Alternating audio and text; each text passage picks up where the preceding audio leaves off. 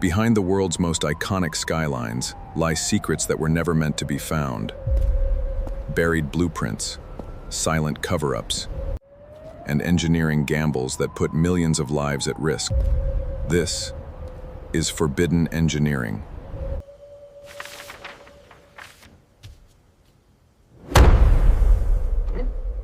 In 1978, one of the tallest skyscrapers in New York City was hiding a secret.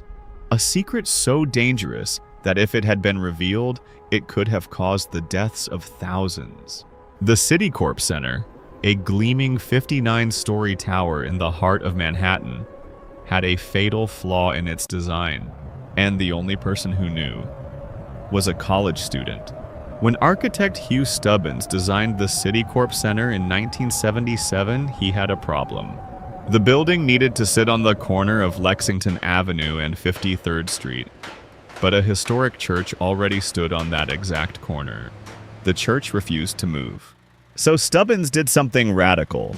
Instead of building the tower on traditional corner columns, he placed 4 massive stilts in the middle of each side, lifting the entire building 114 feet into the air. The church was preserved beneath it. It was considered a masterpiece of engineering. Magazines praised it. Architects admired it. But nobody realized that this brilliant solution had created a ticking time bomb. In June 1978, a structural engineering student named Diane Hartley was studying the Citicorp Center for her thesis. She ran the numbers on wind loads, the forces that hurricanes and storms exert on tall buildings. What she found was alarming. The building's unusual column placement meant that quartering winds hitting the building at a 45-degree angle, created forces 40% greater than what the structure was designed to withstand. She contacted the building's chief structural engineer, William LeMessurier. At first, LeMessurier dismissed her concerns, but then he ran his own calculations, and his blood went cold. Hartley was right, but the problem was even worse than she thought. During construction, the builders had made a change. The original design called for welded joints at critical connections, but to save money, they had used bolted joints instead. This single substitution reduced the building's structural integrity by a catastrophic margin. LeMessurier calculated that a storm powerful enough to topple the building came along once every 16 years, and hurricane season was just weeks away. What happened next is one of the most remarkable cover-ups in engineering history. LeMessurier faced an impossible choice. Going public would cause panic, lawsuits, and the evacuation of an entire city block. Staying silent could cost thousands of lives in the next major storm. He chose a third option. He contacted Citicorp and convinced them to secretly reinforce the building at night. Every evening, after the office workers went home, teams of welders entered the building. They worked through the night welding 2-inch steel plates over every critical bolted joint in the structure. By morning, they were gone. For 3 months, this went on. Over 200 joints were reinforced. The workers were sworn to secrecy. A plan was even drawn up with the Red Cross to evacuate a 10-block radius of Manhattan if a major storm hit before repairs were complete. And then something extraordinary happened. On September 1st, 1978, while the repairs were still ongoing, Hurricane Ella formed in the Atlantic and began heading directly for New York City. LeMessurier was monitoring it from his office, preparing for the worst.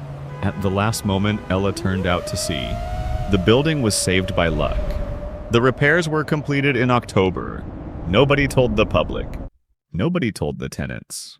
The secret held for nearly 20 years, until a 1995 article in The New Yorker finally revealed the truth. The Citicorp crisis changed structural engineering forever. New regulations were introduced requiring independent verification of critical structural changes during construction.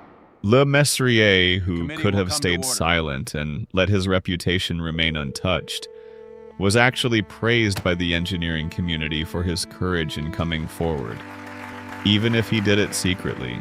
But the story also raises a disturbing question. How many buildings standing today have similar hidden flaws?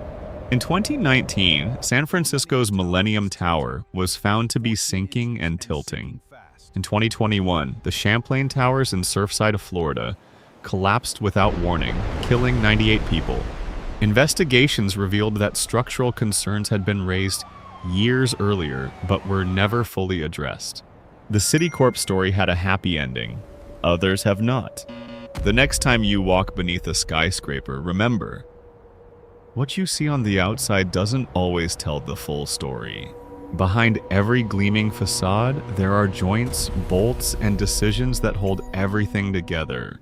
And sometimes those decisions are made not by the best engineers in the world, but by the accountants trying to save a few dollars.